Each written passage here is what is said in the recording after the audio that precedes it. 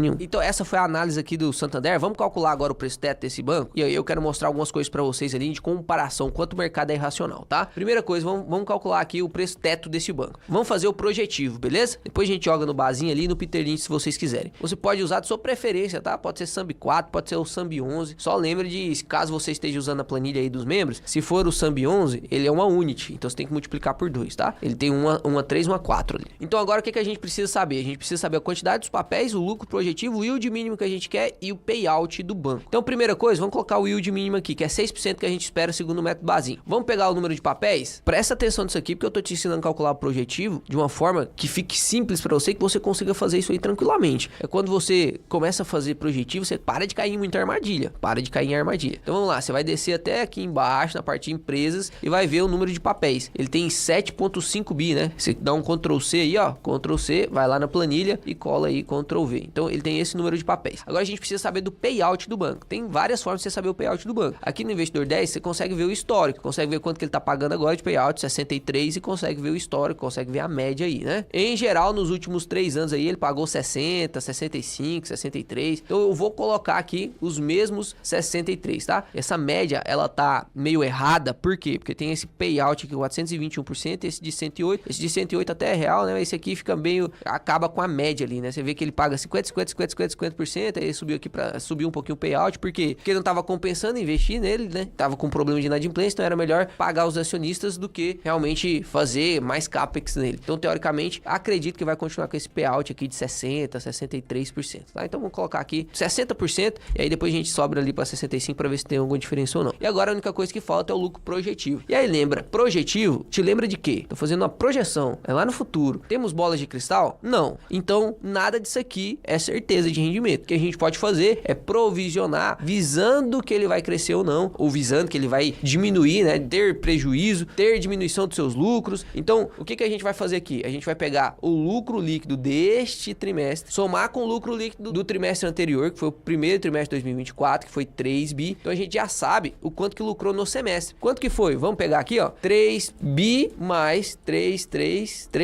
Isso aqui foi o lucro do semestre. Lucro do semestre. Teve um crescimento aí de quanto? De praticamente 10% do lucro. Então, se a gente colocasse que no próximo trimestre crescesse mais 10, no próximo trimestre crescesse mais 10, a gente tem uma provisão. Se eu falar pra você, não, Léo, eu acho que não vai crescer mais, que vai ficar isso aí mesmo, vai só repetir. No segundo semestre, só vai repetir o que vai ser nesse primeiro semestre. E eu sempre começo fazendo minhas projeções assim, só repetindo o lucro que ele já teve. Porque só continuar no que está, já é difícil, cara. Crescer é mais difícil ainda. É muito mais fácil você diminuir os lucros do que manter os lucros. Então, você manter os lucros de qualquer tipo de empresa já tem uma complexidade um pouco alta. Para subir os lucros, é só a empresa que realmente tá fazendo tudo bem certinho. Então, o que a gente vai fazer? A gente vai repetir esse lucro aqui. Se for o lucro do semestre, a gente vai multiplicar por 2, então, para ver o lucro no ano. Daria 12,7 bi, tá? Então, vamos pegar, entrar lá na planilha e vamos lá, ó. 12,7 bi, certo? 1, 2, 3, 1, 2, 3. Pronto. A gente colocou aqui o lucro. Neste payout, ele vai ter quanto? Ele vai ter quanto de DPA, que é o dividendo por ação? R$1,02. Então, o preço teto dele seria R$16,94. Se tudo sair conforme aqui o que a gente tá esperando, realmente foi esse lucro, ele repetir o lucro do segundo semestre, o primeiro semestre foi igual ao do segundo semestre, ele vai ter um lucro maior mesmo. E aí, vai pagar dividendo yield de 7,53, porque hoje ele tá pagando aqui um dividendo yield de 5,68. E aí a gente precisa entender algumas coisas. A gente colocou um payout de 60%. Esses 60% só começaram a ser pagos quando o banco entrou com problema de inadimplência. Então pode ser que depois que ele resolva esse problema de inadimplência, que o lucro comece a subir, ele reduz esse payout aí para 50%. Se o payout for para 50%, quanto que fica a cotação? O preço teto? 14,12. 14,12. No momento tá custando 13,50. Então você tem uma margenzinha de segurança aí de 4%. Uma margem baixa, né, de segurança. Mas se você acredita que ela vai continuar pagando seus 60, seus 65, ó, se a gente colocar 65% de payout, ele sobe lá para 18. Então sim, o Santander deu uma melhorada. E eu quero te mostrar isso aqui através do Investidor 10. Olha isso aqui, cara. Vamos descer aqui na parte de cotação e lucro, beleza? Cotação e lucro. Dá uma olhada nisso. Hoje, o lucro do banco tá na casa dos 9,5 bi. Lá em 2023, ele fechou com 9,5 bi. O ano inteiro foi 9,5 bi. Então, a gente tá projetando aqui que vai subir para 12 bi, 3 bilhões a mais. Ou seja, 12 dividido por 9 vai ter um aumento de 33% do lucro. É possível? É possível. Por quê? Neste caso, o banco tava com lucro ruim mesmo. Então, subir 33% nisso aí, não vai nem colocar ele num lucro bom, não. É só um lucro mediano ainda. Porque este mesmo banco já chegou a lucrar 16 bi. esse mesmo banco chegou a lucrar 16 bi. E lá quando ele tava com 16 bi de lucro, a cotação do Sambi 3, que hoje tá 13, tava R$24, né? Então sim, ele pode com certeza duplicar aí seu lucro nos próximos 2, 3 anos e a cotação subir também. Você tem uma valorização de 100%, por exemplo. Isso não é impossível de acontecer. O que você tem que olhar é o quanto isso vai demorar para acontecer. Porque a gente tem outros bancos que já estão com o lucro alto e que ainda estão descontados. Daí depende do que você quer fazer com a sua carteira, né? Aí depende do que você enxerga como oportunidade. Por exemplo, hoje ele tá com uma cotação pouco descolada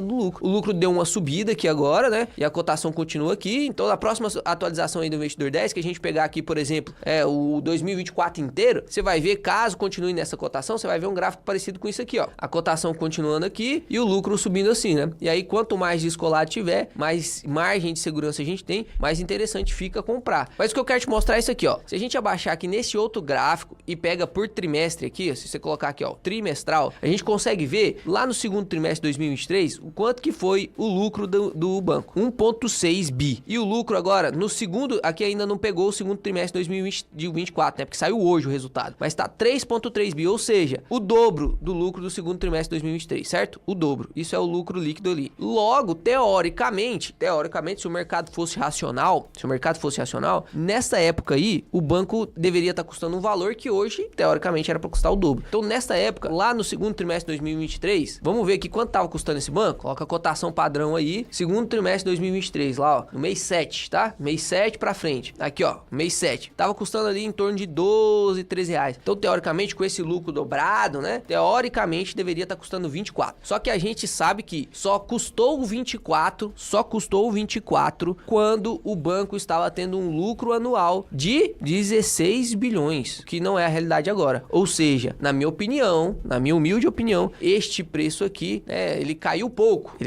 Tanto que mostra o PL mais alto. O preço caiu pouco em relação ao lucro. Depende do que você quer fazer com a sua carteira, se você prefere empresas que fazem o mesmo trabalho de maneira mais eficiente, que já tem muito mais lucro, ou se você quer uma empresa que tem um potencial de crescimento, porque sem sombra de dúvida o Santander tem um potencial de crescimento dessa cota aí, sem sombra de dúvida. Se ele continuar aumentando seus lucros, ele vai continuar reportando lucros maiores, a cotação vai continuar seguindo o lucro líquido. Isso é uma máxima nos investimentos. Depende do que você quer fazer. Se a gente joga ele no Peter Lynch aqui, ó, vamos jogar aqui, ó, Sambi 3. Vamos colocar aqui os inputs manuais. Tá de 5,6 de dividendo yield. A gente pega o PL aqui também, tá 10,67. E aqui a gente vê o lucro projetivo. Quanto a gente acha que vai crescer o lucro dele, né? Quanto que você acha que vai crescer o lucro dele? 10, 20, 30%? Cara, aqui eu colocaria um 10 tranquilo, né? E aí você vê aqui que o Peter Lynch tá falando que o Santander está no seu preço justo. A gente calcula o Bazin através do nosso projetivo. Através do nosso projetivo aqui, que foi de 8, vou colocar aqui o payout de 60 para ficar mais real, né? O projetivo aí tá de 7,53 de yield projetivo, nosso, tá? Isso é nosso, não quer dizer que isso é real. Então vamos lá, ó, 7,53, só digitar aqui Sambi 3, pronto, vai calcular aqui o preço teto. Então, para você receber 6%, 25% de margem de segurança, que deveria estar custando 16, para receber 7%, poderia estar custando 14,52, 7% de margem. Se quer receber 8%, aí já não vale mais a pena, que ele deveria estar custando 12. De Santander, neste momento, não acho que fica tão interessante assim para entrar nesse banco. Provavelmente você vai ver uma subidinha na cotação depois desse resultado, quando abrir a bolsa aqui, com certeza você vai ver alguma subidinha, subiu 10% lucro, então não é uma pouca coisa. O pessoal tava literalmente esperando que isso fosse acontecer, então vai ter uma reação neutra, uma reação positiva. Talvez até os outros bancos, né, que estavam com problemas, como o Banco do Bradesco, subam um pouquinho mesmo antes do seu relatório. No momento eu prefiro ficar com bancos que já entregam bons resultados, não ficar confiando na recuperação do banco para aí sim ele valorizar e ser o que eu gostaria, né? Eu já compro o banco que já estão dando lucro, né, que eu não vejo tanto problema neles assim, beleza? Espero que você tenha gostado do vídeo. Se gostou, deixa o like no vídeo, se inscreve no canal. Até mais, investidores. Até o próximo vídeo, que será excepcional.